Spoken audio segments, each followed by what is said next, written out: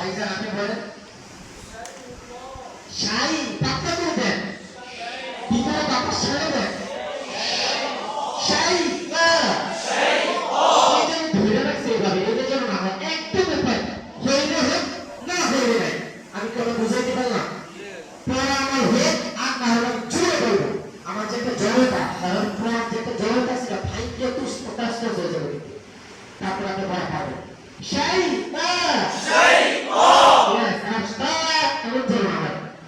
इसका जरूर ठीक ठाक है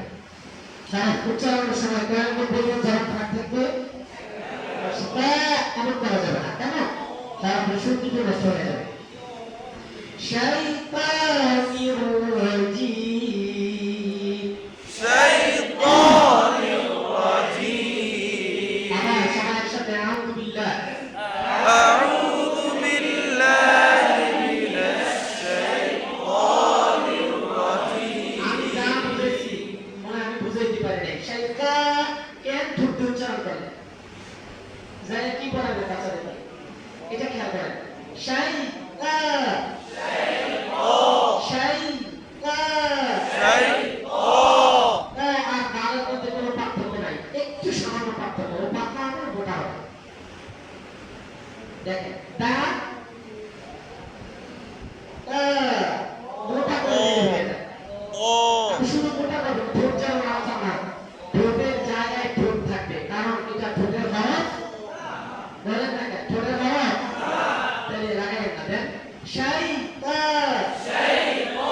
মাশাআল্লাহ আউযু বিল্লাহি মিনাশ শাইতান সেই জন্য না ভুল হবে সেই এই জায়গায় শাইতা গোলাটা হবে দুইটা জায়গায় দুই জিনিস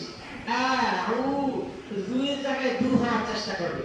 আউযু বিল্লাহ লা জায়গায় লে হওয়ার চেষ্টা করবে মানে এটা স্বাভাবিক হয়ে যাবে এইগুলি যেন না হয় দেন তো তার পর্যন্ত দিবেন আবার দেন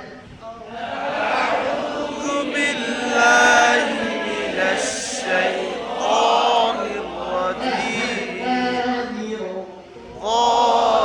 দুই ঠোঁট উপর দিকে চলে আসে কোনো সমস্যা নেই কারণ আমরা শিখতে আসছি ঠিক না ভাই আমি যতক্ষণ পর্যন্ত গাড়ি দিচ্ছিলাম ততক্ষণ পর্যন্ত সারা প্র্যাকটিস করছি সুর প্র্যাকটিস করছি করতে করতে আসছি আমার অভ্যাস আপনি যদি পড়া শিখতে চান বিশ্বজয়ী হাফেজ নাজমুস সাকিব একটা কথা শুনছেন কিনা আমার মনে নেই জানি না আপনি শুনছেন কিনা আমি ওই কথাটা থেকে একটা জিনিস শিখছি ও একটা সময় বলছিল একটা ভিডিওতে যে আমি যখন বাথরুমে যাইতাম তাও গুনগুন করে পড়তাম মানে মনে মনে পড়তাম কিন্তু ঠিক না বাথরুমে তো পড়ে নাই তার ভাবনা চিন্তা সারাক্ষণ এটা ছিল